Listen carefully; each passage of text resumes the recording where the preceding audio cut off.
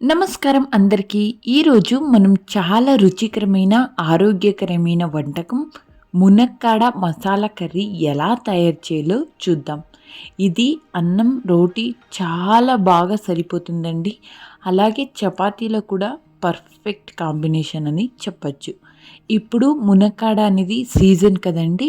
So, తప్పకుండా వారంలో ఒక 2 సార్లైనా తీసుకోవడానికి ట్రై చేయండి. ఇక్కడ నేను దోస కాంబినేషన్‌తో అయితే ఈ మునక్కాడ మసాలా కర్రీని తీసుకుంటున్నానండి. ఇప్పుడు ముందుగా మనం మెయిన్ ప్రాసెస్‌లోకనేది వెళ్ళిపోదాం రండి. అలాగే ఈ మునక్కాడలో విటమిన్ ఏ, సి ఉండడం వల్ల చర్మం మెరుగుపరుస్తుందండి. అలాగే జుట్టు బలంగా ఉంటుంది. మునక్కాడలో ఉన్న యాంటీ ఆక్సిడెంట్ గుండె ఆరోగ్యాన్ని కాపాడుతాయి. అలాగే ఐరన్ ఉండటం వల్ల హిమోగ్లోబిన్ పెంచడంలో సహాయపడుతుంది. అలాగే మునక్కాడలో డయాబెటీస్ ఉన్నవారికి మంచిది. ఇది రక్తంలో గుగురు లెవెల్స్ను కంట్రోల్ చేయడంలో సహాయపడుతుంది. అలాగే ఫైబర్ ఎక్కువగా ఉండటం వల్ల జీర్ణక్రియని కూడా సరిగా జరుగుతుంది. మలబద్ధకం కూడా తగ్గుతుంది. ఇప్పుడు నేను ముందుగా ఇక్కడ ఒక కడాయి తీసుకొని అందులో 3 టేబుల్ స్పూన్ అనేది ఆయిల్ వేసుకొని ఇందులోకి మునక్కాడని వాష్ చేసి వేస్తున్నానండి.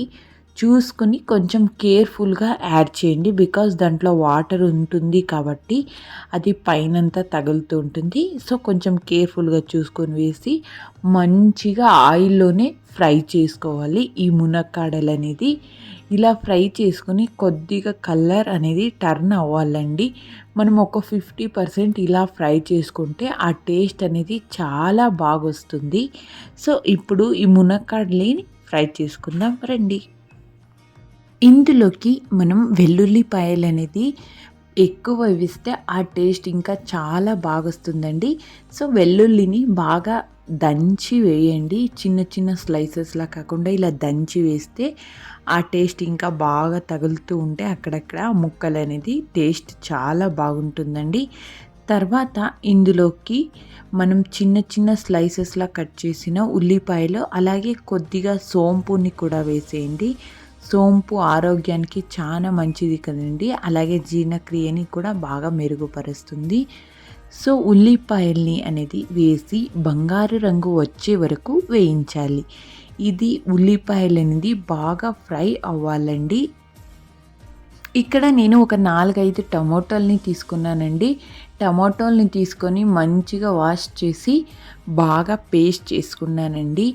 ఎందుకంటే మునక్కాడలే ఎక్కువ ఉంటాయి కదండి. అక్కడక్కడ టమోటాలు తగిలితే ఆ టేస్ట్ బాగుండదు. సో, ఇలా పేస్ట్ చేసుకొని యాడ్ చేసుకోండి. కర్రీ బాగా వస్తుంది. సో, ఇలా వేసిన తర్వాత అంతా బాగా కలుపుకోవాలండి. బాగా కలుపుకున్న తర్వాత ఇప్పుడు పచ్చి వాసన వెళ్ళేంత వరకు కలుపుకోండి. అప్పుడు అది మెత్తగా అయ్యే వరకు ఉడికించండి. ఇప్పుడు ఇందులోకి పసుపు, అలాగే మిరపపొడి, ధనియాల పొడి, ఉప్పు వేసి బాగా కలపండి.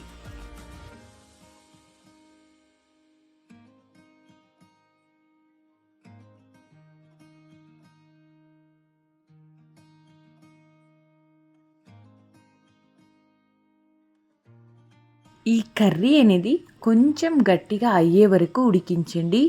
ఇందులోకి చివరిగా కొత్తిమీర చల్లి స్టవ్ ఆఫ్ చేసేయండి. అంతేనండి, ఎంత రుచికరమైన మునక్కాడ మసాలా కర్రీ అనేది రెడీ అయిపోతుంది.